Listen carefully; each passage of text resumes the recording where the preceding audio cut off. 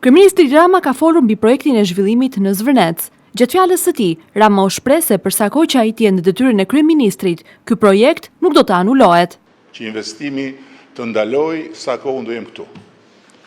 Dhe ndërkohë, unë jam absolutisht i hapur, siç kam qenë edhe në rastet e tjera, për të diskutuar me çdo që ka pretendime.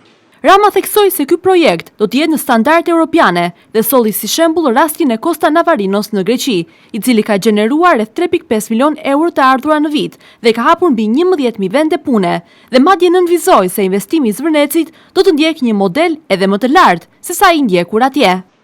Costa Navarino në Greqi, që u kundërshtua e u bë copash, ka gjeneruar 3.5 miliard euro ndikim në atë rajon.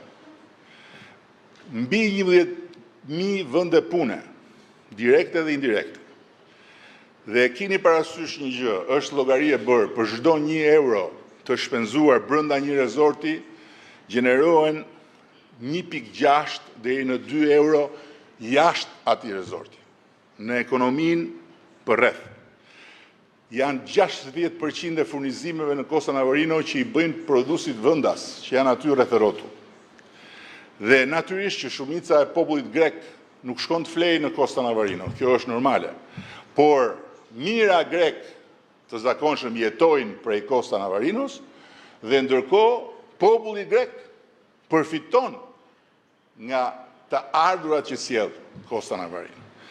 Ka shumë të tjera, por turizmi në Maldive gjeneron 40% të prodhimit përgjithshëm kombëtar, nga të cilat 25% që janë ekonomia e atij vendi vijnë nga rezortet luksoze. Të gjitha këto kryeministri Rama i tha në një konferencë të përbashkët me shtyp, së bashku me presidentin e Këshillit të Evropës Antonio Costa, i cili po zhvillon një vizitë zyrtare në Tiranë.